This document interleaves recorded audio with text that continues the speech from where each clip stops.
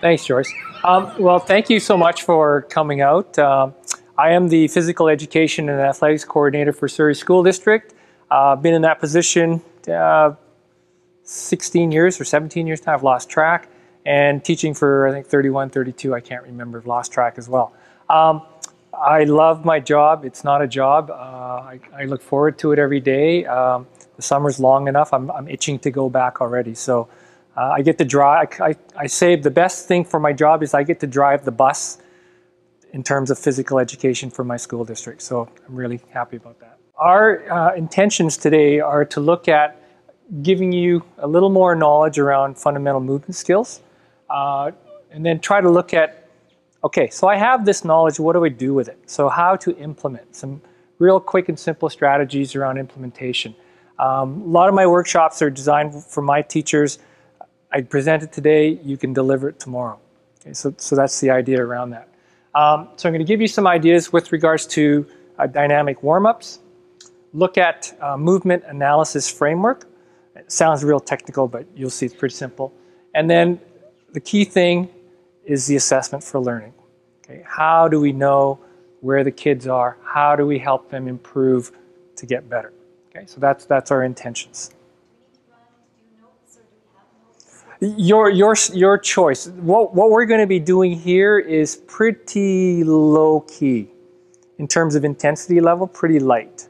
Okay, when we do the ABC Fit, it'll be a little higher. But here, you want notes. It's totally up to you. If you want to sit back and observe, go ahead. If you want to participate, it's up to you. Okay.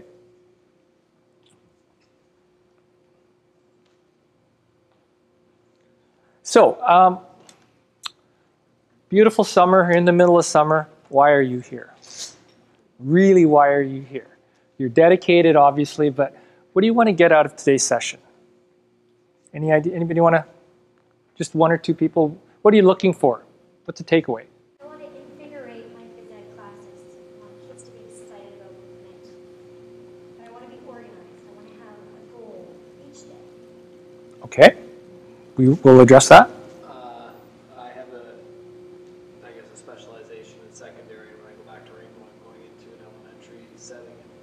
I spoke to you earlier that the buzzword in our school is literacy, so I guess try to tie those two together. Okay. Yep. Yeah, our district is taking on a student success literacy focus as well, and I wanted to show the importance of physical literacy to provide to our awesome teachers the tie-in to what that could look like. Yep, we want to capitalize on that as well. Okay. So what we're going to look at really is around trying to take the concept of physical literacy, because we've heard this morning that there's this new thing supposedly, but it's been around for a while. But really, Dr. Whitehead's intention behind physical literacy is really a philosophical look at it. And so we're trying to take a philosophical piece and try to deconstruct it into a more concrete thing, which is much harder to do. Sorry, I think I stole your... So, what are going to be the learning intentions of this session? We're actually going to be doing this presentation in 3 parts. In the first part, Glenn is going to present to you a series of learning experiences. I don't want to use just the term physical activities. I'm going to use the term learning experiences that are going to focus on trying to put the words together and stringing them together to make sentences. And then I'll be taking the movement analysis framework, and then we're going to look back onto the meaning of the sentences which Glenn created and deconstruct it and find out what are the specific letters and words that make those sentences up. How can we change the order of the words to create different learning experiences? How can we modify the task and the words to develop different kinds of tasks to match the different ability levels of the children we are working with? You all are aware that the kids are going to have different backgrounds. You're going to have a kid who knows how to throw and catch the ball, and the next to him you might have a peer who has not much experience in playing with balls. So how can we differentiate your task to meet the different ability levels that you have? And also, how can we get the kids to practice and practice and practice at the level which they're at before they move to the next one? in a way which is challenging to them, motivating to them, because you know it takes about 10,000 hours of practice time to develop skill mastery. So how can we do that when we have such a differentiated range of abilities in the class? And then the last part is, how are we going to assess? If we cannot understand where our kids are at, how can we move them towards the next step? If the kids can't read, how can we expect them to read sentences, paragraphs, and books if they are still, for example, struggling with letter recognition? So this is what we're going to be covering today, and then we'll be doing the next section. Great, thanks, Marina. So if you could sort of direct your attention down into the corner here, we heard this morning fundamental movement skills, and there are actually subsets, like different organizations have different subsets of what fundamental movement skills are. They're really, I haven't come across a universal subset of fundamental movement skills. There are some constants like run, jump, throw, are very constant throughout different countries. But for the most part, this is generally what I've been able to find. So if you look at the orange ones here, and if you need to move, please feel free so that you can see that. They're just in alphabetical order. They're not in any other sequence other than alphabetical order. So the question that I have for you is, and it can be rhetorical or you can actually show, how many of these can you actually perform proficiently? Because we heard that term, proficiently. Okay? So that can be rhetorical, or you can go, yeah, I can. And then who taught you? And how did you learn these? Okay? So, and do you know what all of them are? Maybe you might not know what all of them are. For example, what's the significance of teaching these? We heard this morning, if you can't run, you can't engage in. If you can't throw, you can't engage, etc. But let's look at some of these other ones that are really, really critical. So crawling is a great one. Do we see little kids crawling anymore? Little babies when learning. They don't, parents generally, I don't have kids so I can't comment on that, but from what I've seen from friends, generally kids, babies aren't allowed to crawl anymore because they could get hurt, they're dirty, germs, etc. Right? So they lose this fundamental movement skill of crawling. And why is crawling so critical? Because it's developing this contralateral movement pattern. So if the brain isn't learning that through crawling, and they don't get to climb, because climbing is going to involve the same thing if you have those, the ladders, the gymnastic stuff, the wall apparatus in your gym, same idea. So these two are really intimately linked, and one's a sequence out of the other. Dodge, and I'm not thinking dodgeball, okay? But although dodge is a skill, but dodge is really agility. So have you ever, when you ask your kids to do something as simple as a zigzag, they can't. They can't plant, cut, and shift. It's a kind of a little serpentine pattern, right? So the ability to teach dodge is a complex skill, okay? The ability to accelerate, decelerate, pivot, turn, etc. That's all included in that. Gallop. I've always wondered, what's gallop? Can you do gallop? Can you just quickly do gallop? Okay, good, stop. So, in my younger years as a secondary phys ed teacher, thinking, what the heck do I need to know about gallop? Why do I need to teach that to the kids?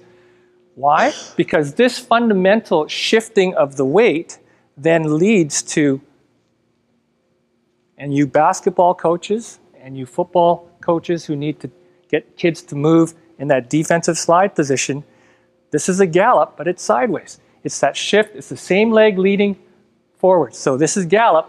So if they can't do this, good English, they ain't going to get this.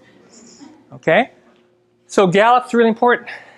And you can see the sequence of all the other activities. So a roll here is could be the log roll, could be a shoulder roll, could be a forward roll.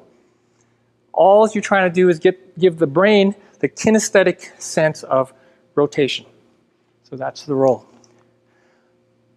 Did you learn any of those? were you taught, right? Most of these, active play, free play, is how kids generally acquire. But they don't do that like this, right? So that's locomotor. The yellow ones, next category, non-locomotor or body stabilization or body awareness. How many of those are you proficient at? Who taught you? Or have you learned all of them?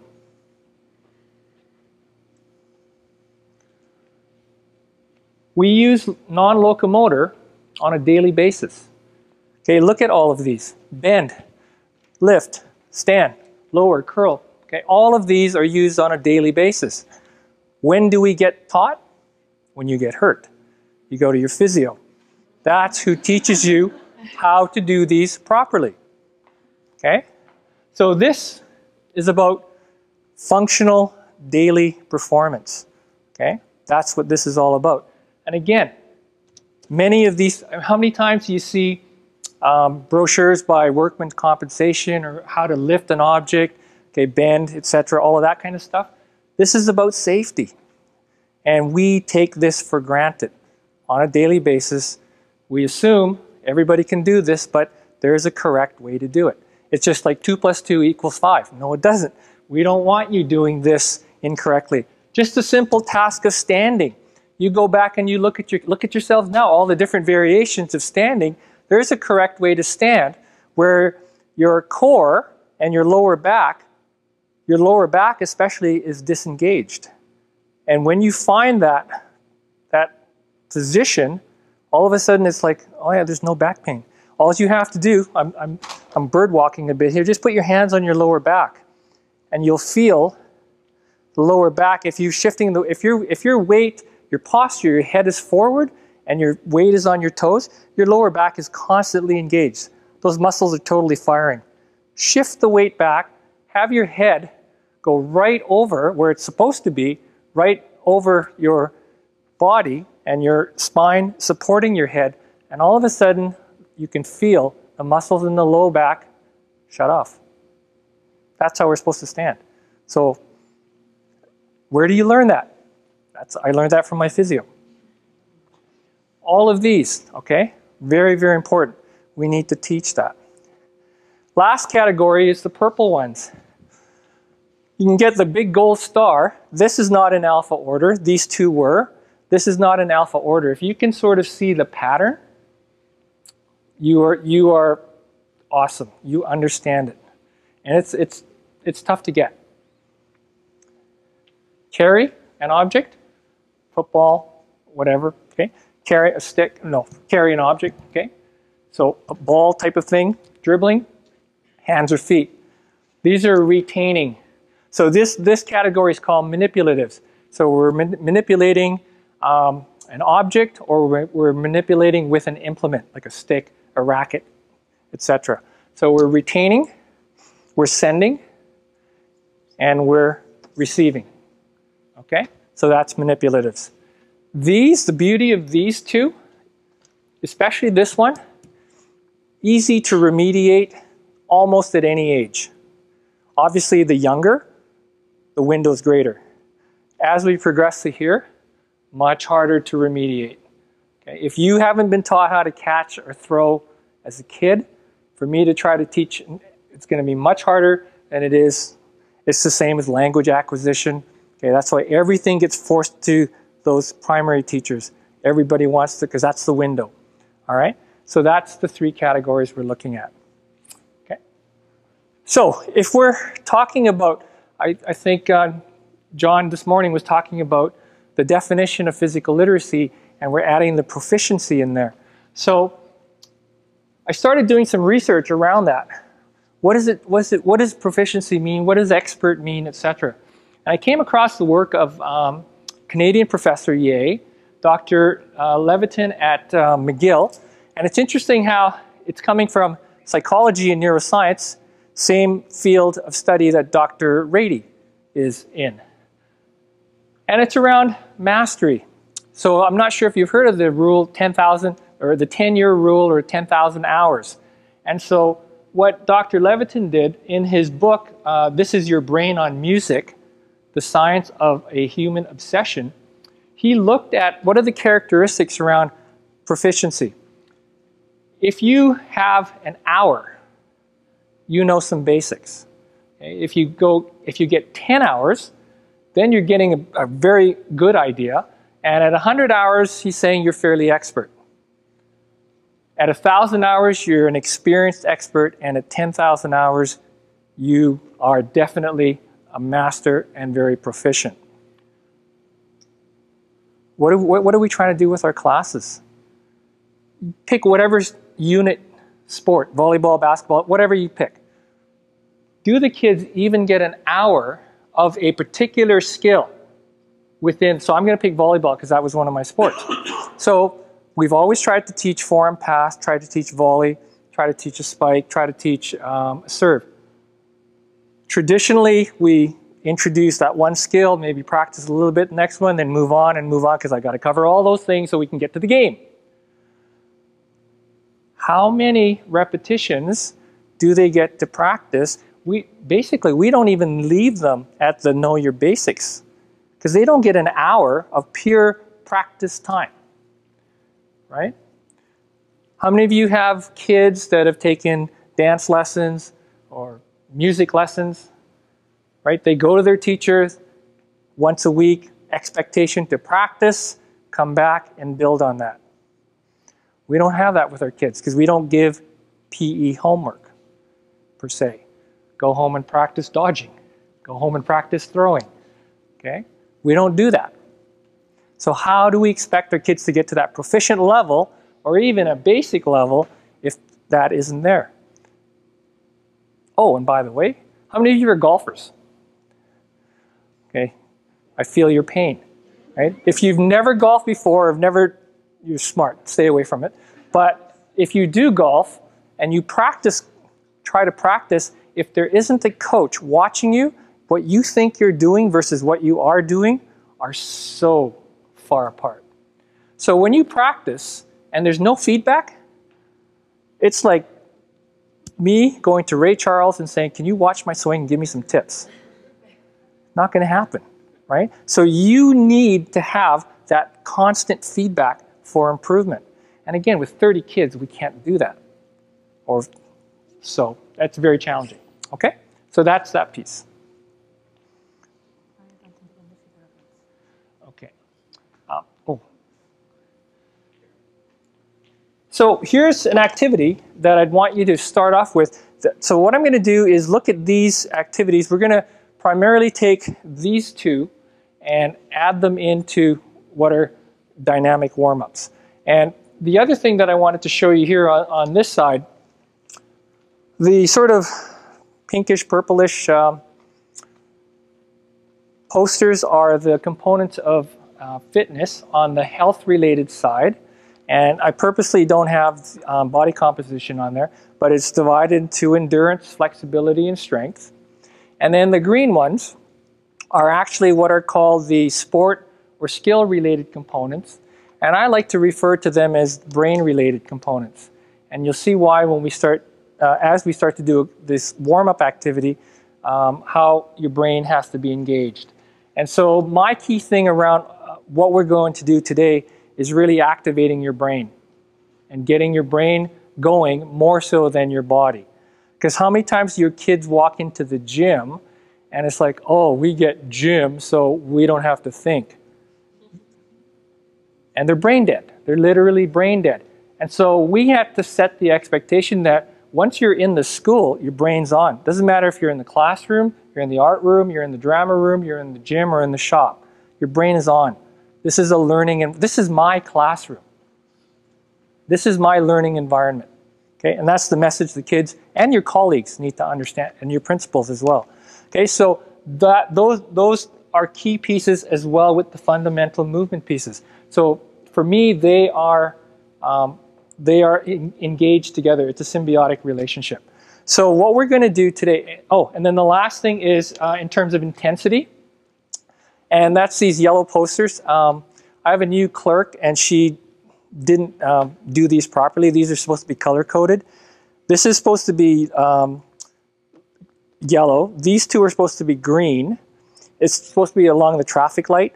This is supposed to be yellow again, and then that's supposed to be red. Okay? So the idea is when we hear terminology out that's put up by exercise physiologists, the Canadian Medical Association, all these different bodies about saying our population needs to engage in moderate to vigorous physical activity.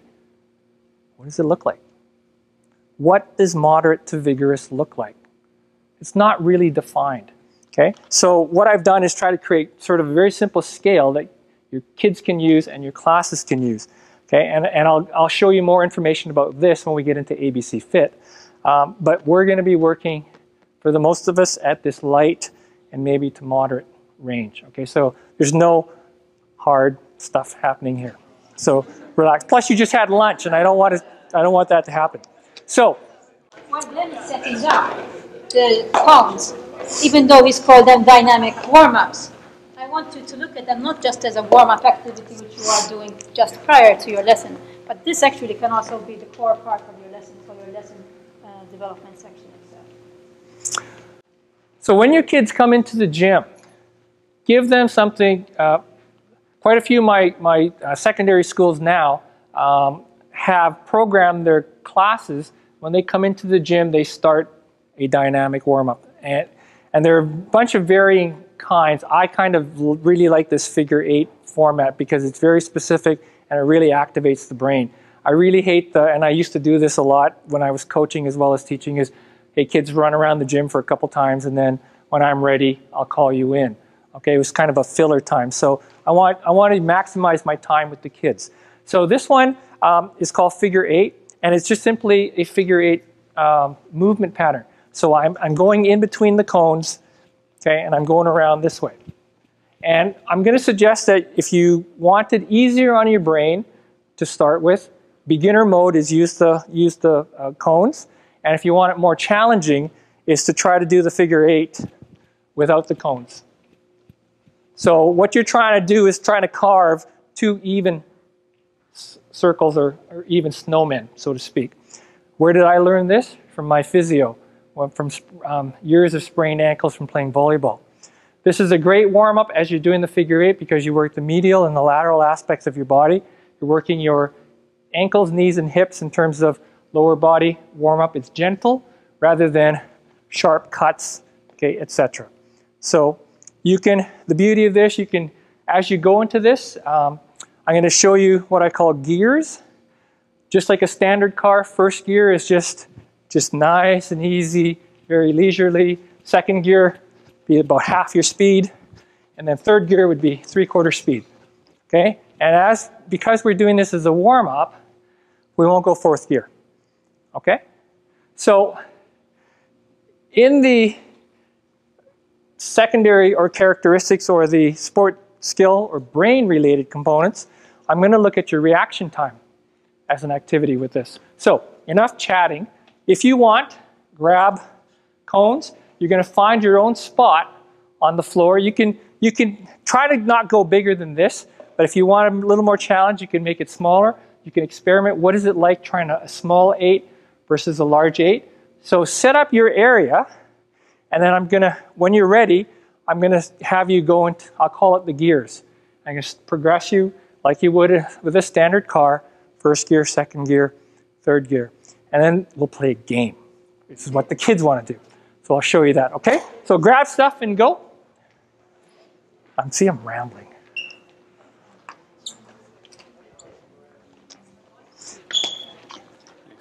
Hey, Brian, how are you? Take a bunch, pass that around. Everybody's going for the easy version.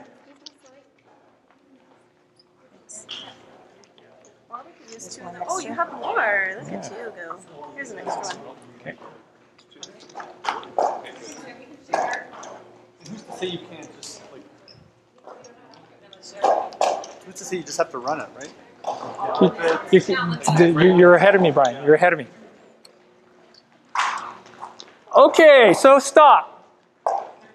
So, first thing that, if you're a kindergarten, grade 1 teacher, what I just asked you to do takes you till about January, right? getting them to stop. So what we're going to look at, reaction time, is really about listening skills. So a great way to assess your kids' listening skills and processing is with some of these types of activities. Okay, so I'm going to have you I'm going to call it the gears, first gear, second gear, whatever your gear happens to be, it happens to be. Okay, if you're injured or whatever, you adapt, you modify. We just had lunch, so you can slow it down even more. Okay, so here we go, first gear.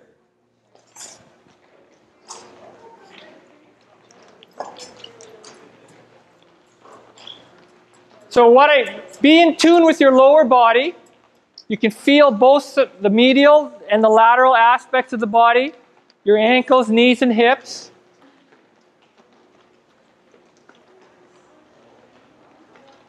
Second gear.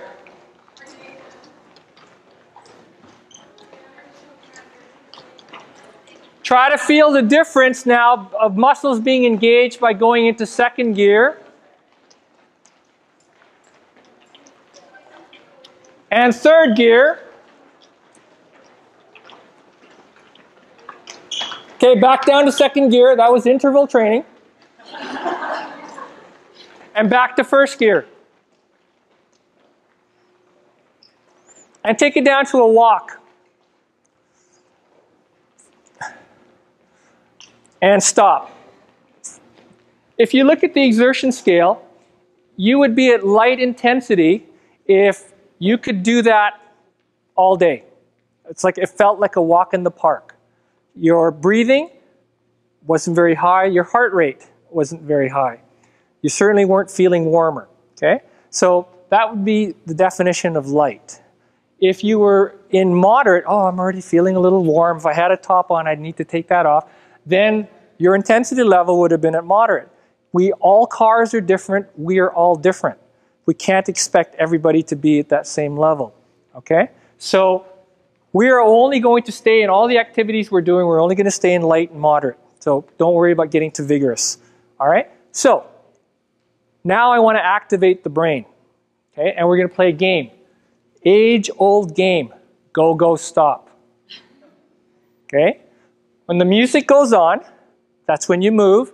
As soon as the music stops, you need to stop. What am I looking for, though, in terms of components of fitness? Brain-related fitness. I'm looking at reaction time.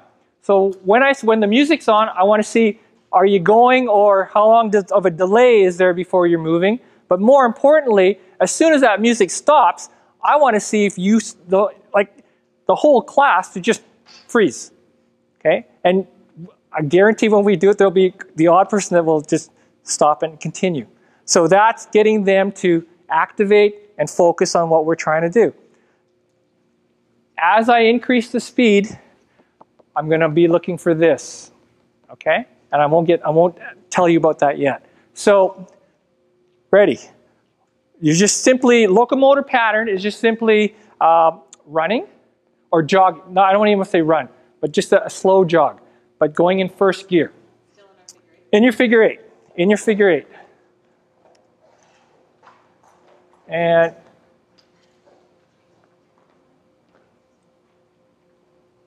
oh, don't you love technology? What happened? I love it when it works. Okay, it's working there. There we go. So you want to stop and do you want to just pause, stop and start it? Yeah. Okay. So what I'm quickly scanning for is the type of stops. I see some people in a stride stop, and I see some people with their feet together. I'll comment more about that in a second. So just think, which one's better? Is this right? Is this wrong? I want you to think about that. Here we go. Second gear.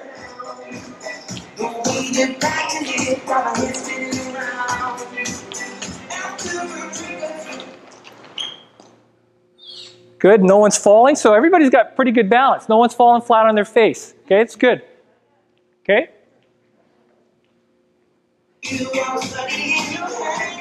Third gear.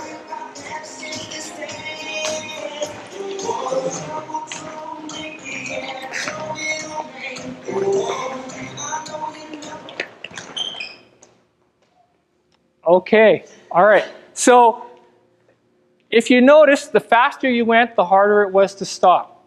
Okay, and again, in the small confined space of the figure 8, a little challenge to stop.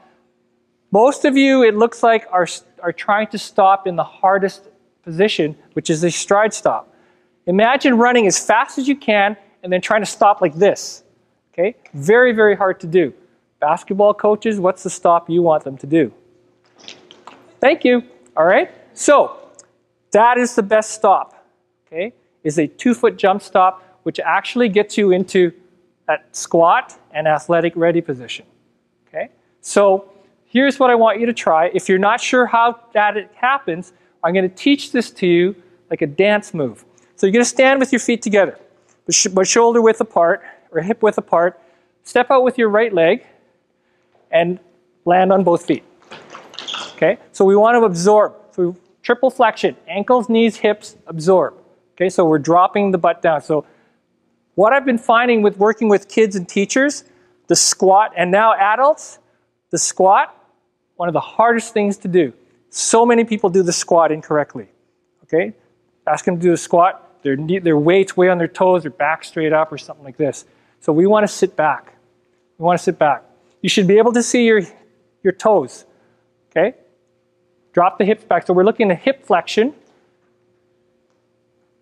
And you're going to feel it in the quads. That's where you're going to feel it. Okay? So when you hear the music to stop, you're moving at any speed, and it's quiet. Your kids, when you first do it, will go, that's not what we want. Okay? We don't want that. We want absorption through the body, but quiet. Okay? So let's try that. First gear. I know you know it, but you're stuck in my brain.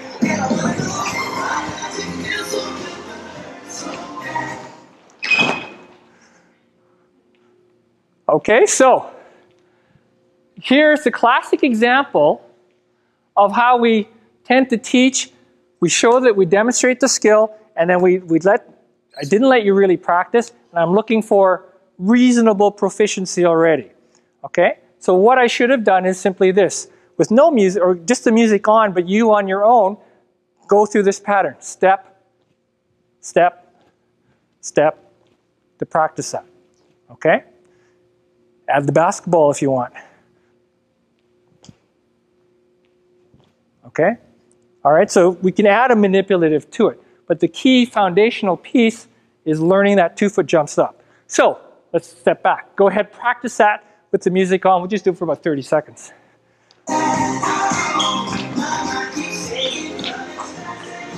It should be super quiet.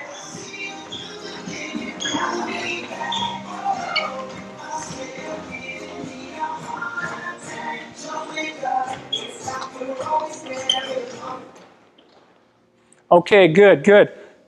How many of you actually switched the lead foot? So it wasn't always the right foot. Okay, and that's part of building the bilateral proficiency within your brain. Okay, if you always stepped out with that right foot and did that, this time try it left foot, and you're going to find quite a bit of a difference. So go ahead, try that again, just really quickly. I know.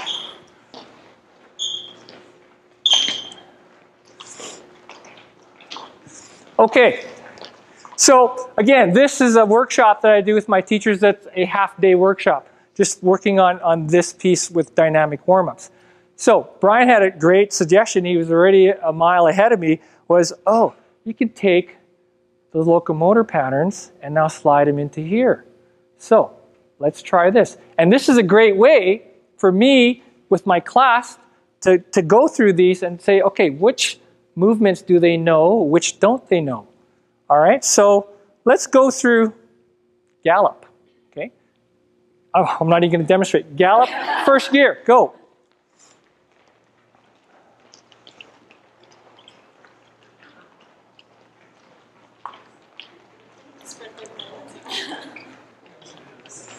Okay, so stop and switch the lead leg. Switch the lead leg now. And some of you are going, oh, I was already switching it.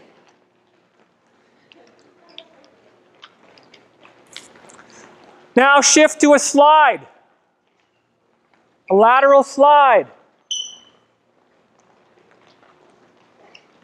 So there shouldn't be any difference. It's still the same lead leg going all the way through. Okay, stop.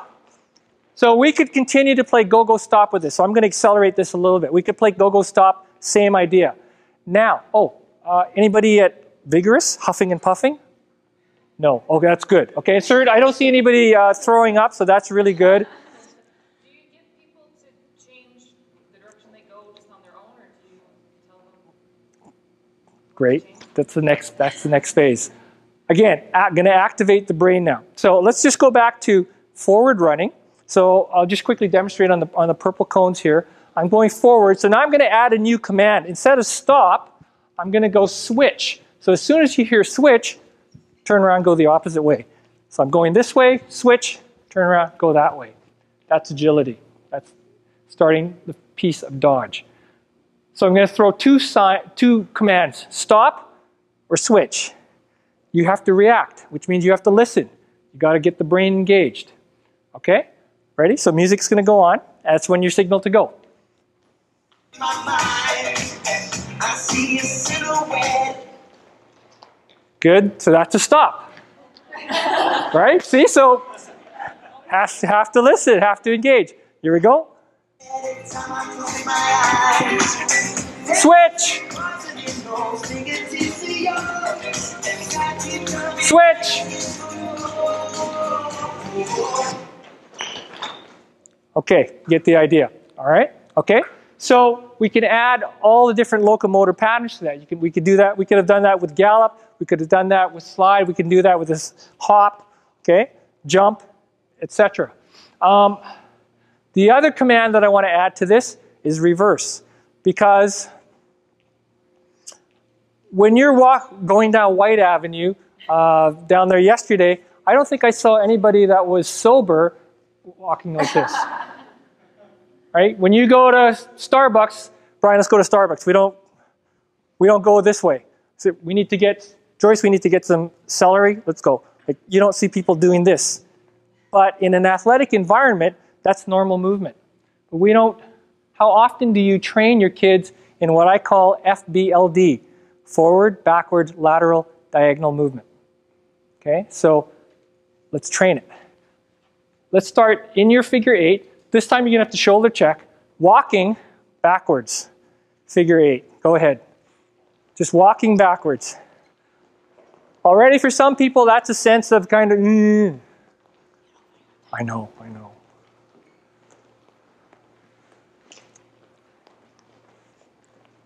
Okay. Change the toy with the partner now. Yeah. Okay, stop. All right, so you can take that. So you can take that all the way through. So let's add a different relationship now. So just find a partner, someone to work with. Take your cones and come on over to the side over here. So as you're making your way over, find a buddy.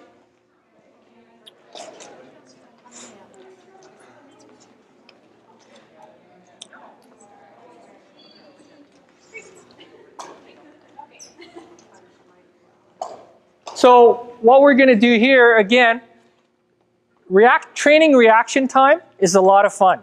Your kids, because that's what tag is, that's what go-go stop was, it's about reaction.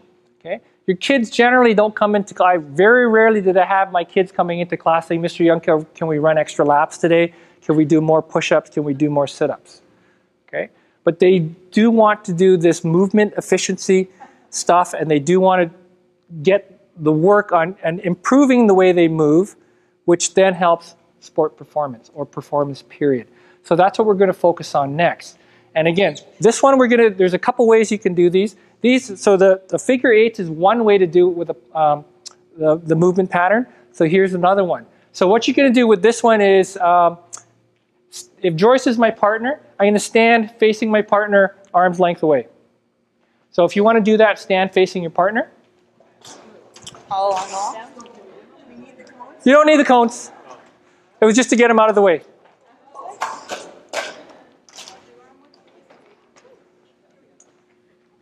Oh, but you got everybody's coming out this way, so we're all moving across the floor this way.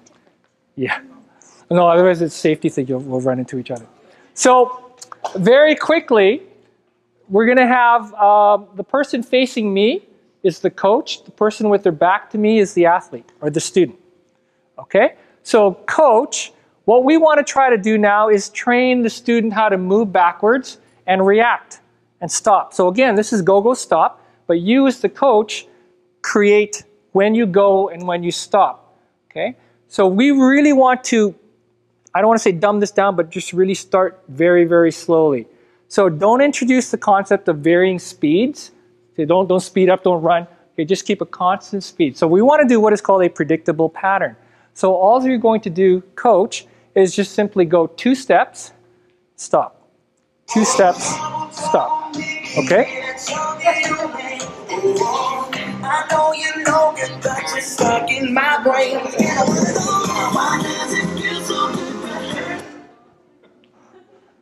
Free help is hard to find. So, student, you know every 2 steps you're going to stop. But what I want you to avoid is that stride stop. I want you to stop. Stop. Okay? So what you're going to do, let's say this is halfway to the gym, across the gym. Coach, first half predictable, second half unpredictable. Meaning, it could be 1 step, could be 2, could be 3, could be 5, whatever. You're looking to see how that person stops. And then you just simply reverse roles coming back. Okay, so go ahead. Predictable first. 2 steps.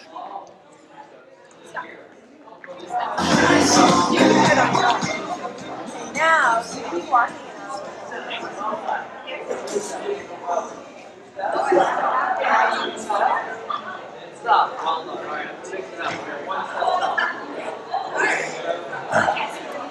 Oh, stop. Okay, stop for a sec. Now, this is great to give the idea, but now I want to bring this to an athletic context. All right? We actually have coach who is now offense and student who is actually defense. You're defending. So if you think of that framework, do you want to have sometimes the mass separation that you had from the individual? Okay? You don't want to be this far away. Right? Patrick, right? If Patrick is the coach and I'm the student, or he's on offense and I'm on defense, I don't want to be this far away. Okay? I want to be in what's called arm's length distance. And that's that area that I want to stay in. Okay? So it's fingertip to fingertip. That's the distance. And this is the distance that game-breaking plays occur. Okay? So within this distance. That's why agility, speed are really critical in this distance. Okay? When it's this distance, not an issue. I have an advantage or he has an advantage. But when we're close in this fingertip, that's hard. If it gets inside that, if he's on offense and I'm on defense, if I'm inside that fingertip, who's got the advantage? Okay? Because if he goes this way, I'm already in a chase position, half a step behind him. Okay? But if he's here and he goes this way, I'm still going to maintain that. So this concept of the separation is what you're working on in this. Okay? So think of that now. Go ahead. Yeah.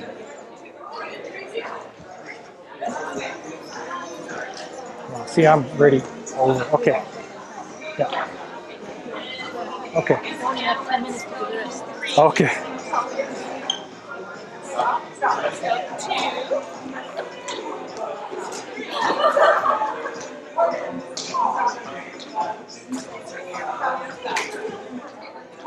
Okay.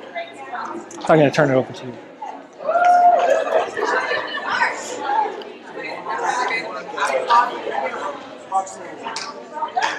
Okay, so that's just a teaser, a little sample of what you can do. You're all excellent teachers. You can sort of take that framework and go and apply it to what you're trying to do. But the whole idea is to improve movement efficiency. And then you're looking at brain-related components. The reaction and the balance are critical, okay, in terms of reacting to that. Are you going to give us any like activity lists or anything? Yeah, there's a sheet which is coming around now. So, you've been playing movement sentences. That's what I like to call them, right? You have sentences for your and a figure of 8 around the home. What I'm going to dish out to you now is the movement analysis framework that we're going to utilize to help us teach our learners what exactly are the kids doing, also what exactly are the kids doing, and how can I use this movement framework to train on my tasks. Now, the fundamental movement skills are, let's look at the very top of the page. Okay? So I like to think of the fundamental movement skills as the action forming verbs.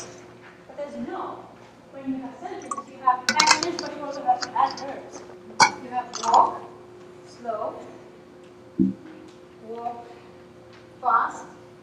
So what are the adverbs which you can associate with the verb, with the fundamental movement?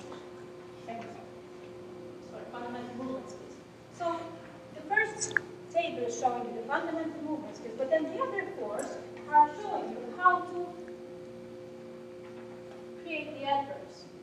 So the body adverb awareness, for me, I always associate it with what is my body doing. And it has to do with body parts, body shapes, body positions, and body services. The second one is how is my body moving? What kind of qualities there am I moving? Am I moving fast? What is the tempo? What are the dynamics involved? And what kind of force am I using? Spatial awareness has to do with where is my body moving? Am I moving in general space? Am I moving in my personal space? And it has to do with directions. Am I moving forwards, backwards? Am I going in a curved pathway, zigzag pathway? It has to do with levels, high, middle, and low. It also has to do with body planes, dimensions, etc., etc. I have to teach an entire class of this, so obviously I have to do this in 5 minutes. I will not be able to cover this all, but essentially, what Glenn was doing there is taking fundamental movement skills. He's taking you to body positions. You were primarily standing, right? Your movement quality was first, second, third gear, was moving fast and slow. So you were looking at the quality of speed. You were also doing the stop. That's bound and flow. Where were you moving? You were moving around the cones. You were moving playing from that side to this side. You're moving across general space. And then the last part is the relationships. And this is the fun part. This is, with whom am I having a relationship? Or with what? Okay? Am I doing something alone? Am I doing something with somebody? When I'm with somebody, are we alongside each other? One behind the other? Is he leading and I'm following? So the task which Glenn showed you before, you can change the way the task is done by just selecting a different category of the thing. You can have directions, you can have a change in levels. You could have been doing that figure of 8 at a low level, right? So I like to use this framework because it helps me modify the tasks for the children, but it helps me to keep them engaged. And it also helps me to differentiate the tasks for the different ability levels that I have. Can you move to the challenges? Yeah. Now, Glenn before talked about the fact that the students need to have a lot of practice opportunities to develop vision to become masterful at the task. But do the kids want to stay dribbling for 10,000 hours? Probably not. So, George Graham has this setup in his textbook, which is Becoming a Master Teacher. He talks about applying challenges. He took this term from Lutheran's work, where he talks about getting the kids to apply, practicing the task at the level they are at. So just turn please to look at the slide over here. We can create tasks in our lesson that are going from easy to becoming harder. At that easier to harder dimension, you have a series of tasks which you're utilizing to develop your lesson plans. Now, let's say I have a particular task, which is throwing underhand at a ball. If that's the particular task, what is the cue I'm going to be using to help the kids learn how to throw properly? Obviously, it might be stepping with your foot, tick, tock. So those would be the cues that I would use. But how am I going to get them to work on step, tick, tock? I can apply a series of challenges, and especially with the elementary kids, they can get very creative in how you can apply these. So repetition could be, I'd like you to throw, and each time you throw and hit the wall, you spell the letter of your name. So you're getting the kids to practice, and they're spelling N-A-R-I. You could be counting if you're doing math. They could be counting in multiplication tables, 3, 6, 9. So that's a way for you to also do some cross-curricular. That leads us to the cognitive impact. Cognitive challenges are, for example, you might give the students where they have to select a number, and they keep it in their mind. So it might be 10. And then they have to add 3 plus 2 minus 1. So the upper grades would have a more complex mathematical challenge. Timing. How many throws I'm going to put on the music, and while the music stops, I want to see how many throws you can do. You time it for 30 seconds or whatever. Play the music again. Now, do you manage to get more this time? Keeping score. How many times did you successfully hit the target on the wall? Pre-play is one which requires a bit more, like it's harder to apply, because you'd need a video. When I was working on my dissertation data collection, I was working with this teacher, and she had a big TiVo set up, and so the children were throwing, but then after they had their practice, they would move to the next station, see themselves, because the TV was showing them the way they were performing. They could analyze their performance. When they rotate to the next one, then they continue working on the throw. So the replay and preview are related together. Variety. If they're working on throw, change from them throwing balls to throwing chickens, throwing fish. So changing up the equipment enables you to still get the kids to still work on the same skill, but there's variety in it. And especially when we're new with one color. They can be working on this time you can use red balls, now this time you can use blue balls. If you want to jump and land in blue hoops, this time you're going to look for yellow hoops. So these are all the different ways that you can utilize to give the children a motivation to continue practicing at the skill that they are at. And you might have the kid who is tossing and turning and catching, spelling his name, and you might have another kid down here who's just learning how to toss and catch. So you have the differentiation, but the challenge is being applied at the different ability levels that you have. And the great thing about having the challenges going on in your class is that you also use it as a time to assess where your kids are at. Are they performing the cues? Where do I need to step in? Is the task too hard for another child versus another? So then I would move up and down on the easier to hard. And so when we're teaching for learning. We're assessing for learning, and now this is how we move into how can we look at the child, see where they are at, how are we going to determine how to take them to the next level, and what is it the time as a teacher can do. Do you want to talk about that? No, this is still you. Yeah, this is just the same example. Okay. Okay. Okay. So we're just going to take a manipulative skill, really simple, basic catching, because the idea is not about the catching, but it's the practice observing. And it's just, that's the skill that I think teachers find hard to do in terms of to be able to observe and provide the feedback. So I've developed K-3 lesson plans that focus on fundamental movement skills, and I've sent those to Tracy and Joyce. So if you want them, you can access them from Tracy and Joyce. But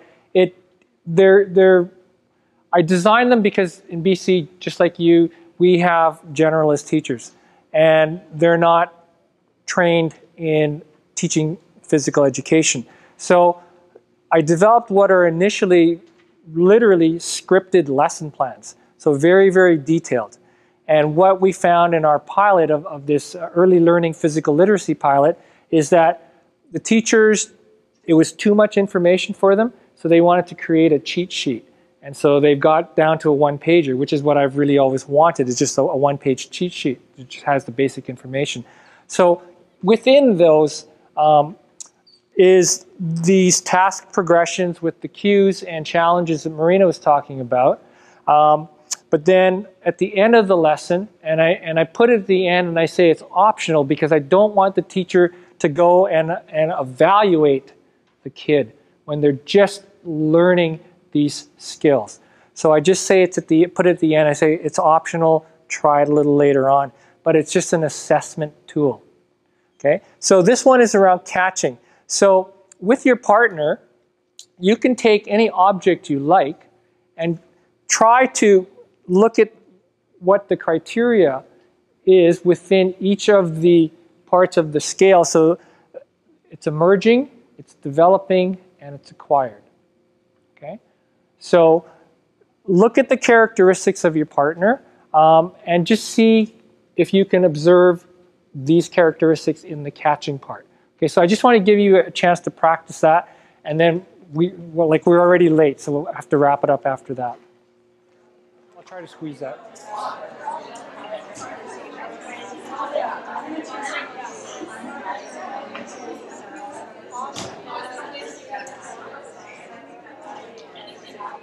You can do a group of 3. Oh.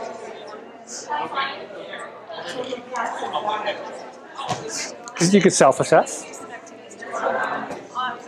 Oh wait. I like that. I like this. Yeah. Any of these would like the most? A group of 3, or you can individually. Okay, stop. Come on back.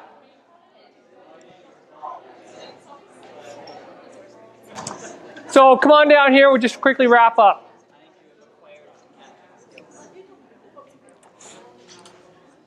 So I had a question. Was there another level above this? And we do have another level. It's called accomplished. But in terms of these fundamental skills, they're really, when I was looking at catching, like what would be accomplished, because this is early learning, so this is K to 3. What's going to be accomplished for a grade 2 or grade 1 in catching, right? I mean, we want them to be able to catch in basic 2-hand catch, not trap against the body, depending on the grade level. But I mean, we are not looking for the over-the-shoulder diving, toes in, sideline. That's accomplished. We're not looking for that at that age level. So that's why there's only 3 levels there. Questions? So, Hugh. That sheet that you had with skill sets, have you developed a whole series of those, or did you get that from somewhere? Or? This one? Yes. I found a good starting point from New Zealand. And New Zealand has this really well laid out. So I'm not about reinventing the wheel. So I just took it and sort of BCized it. So those on the PHE resources, the series upstairs, those fundamental movement skill PHE Canada ones, every skill has a tab, so you can go to skip, and there's characteristics of those, and there's a checklist. If a child is doing it properly, they will have, they will have the step and the help properly. So that's there too. Yeah. There's lots of resources. Is this on the BC Ministry website? No. It's developed for Surrey. How many lesson plans did you develop? 4 for each. Our phase 1 is 4 for each grade level. So 4 for K, 1, 2, and 3. We're just going to start this fall the development of another 4 or maybe 8, depending on how much money there is, to add to those 4 per grade level. So we're hoping eventually for 12 per grade level. And that's what Glenn's talking about that we have. So we will post those on the website, on the physical literacy website. So when we have that, when we send out a survey to all of you, we'll say, okay, they're posted, the video's up, the presentation beside that, all the PowerPoint presentations are up. So those will all be available on our website. Great. How often do you do those dynamic warm-ups? Every day. Because it's a warm-up, right? So the kids are getting a chance to practice those every day. Yeah. So what Marina showed you with the frit, that's your menu. You're going to select your ingredients. Actually, in my gym, I have the kids choose which ones they want to do. I spent some time, yes, at the beginning of the school year having them all do the same, but eventually I diversified it. I mean, now the kids even go with their jump ropes and they're doing their figure base with jump ropes. They can do it with the basketball, they can do it with the soccer ball. So, however they want, as long as when they're coming into my gym, the very first thing they're going to do is start moving. So depending what unit on that's the equipment they're using. Whatever, they have choices. Glenn, do you have a copy of, or are we allowed to have a copy of these posters? I can email that to Tracy. If that's okay. Yeah, sure. I mean, all I did was, I mean, it's easy to do, but don't reinvent the wheel. I'll just send it to you. I'll send it as a Word doc. If you want to take out my school district logo, put in your division logo, you can do that. Print it out on a card, laminate it, and there you go. Because again, this is my classroom. Your regular classrooms are rich with learning material on the walls. What do you see in the gym? Either nothing or banners of accomplishment, but nothing about learning. Yes, it's important to put this out. This is the vocabulary of movement. This is how we're helping our kids become fluent. Question? You used some words for why the figure eight again. I just want to write down something about the lateral kind of movement. Why choose figure eight again? Oh, the figure eight movement is a great way to warm up your lower body. So you're warming up the medial and the lateral aspects of your body. So the inside and the outsides of your body. Okay, ankles, knees, and hips, which are really important in what's called triple flexion, which is this motion.